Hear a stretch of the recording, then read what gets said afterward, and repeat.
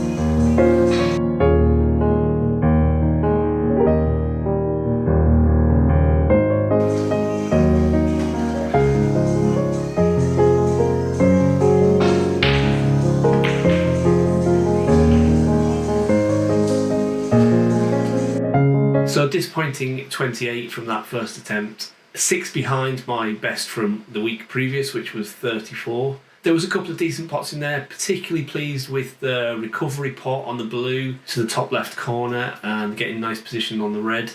And actually the last red I potted was pretty decent as well and got reasonable position on the black, but unfortunately I think I missed that black because I was having to bridge over that red, which just made it a little bit awkward and a bit too much of a stretch. So yeah, a bit of disappointment there to miss that black, which would have otherwise made it the best attempt so far. Anyway, let's have a look at the next attempt I've got to show you, or the second and last attempt I've got to show you from this week, which was filmed the day after that on the 15th of October.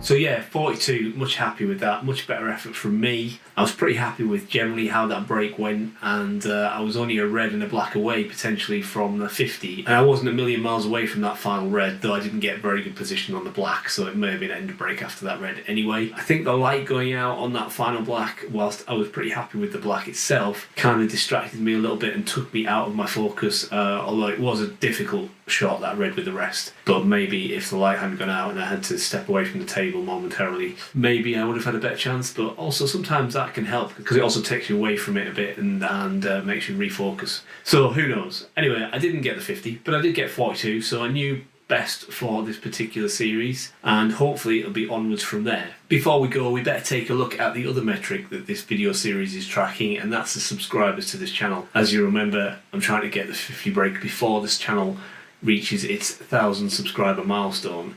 Now, when I first filmed the first episode of this new series, which was Saturday the 14th of October, the channel had 847 subscribers. But given those attempts were recorded over the week beginning the 14th, I should really tell you what the subscribers were the end of that week, which is when this video should have gone live, but I had other videos to post, so this one has been delayed slightly. It does mean I'm a week behind with these videos, but it probably means at some point you're probably going to get 2 a week. Anyway, so what would it have been on the following Saturday? Well, the following Saturday, it was exactly 870 subscribers.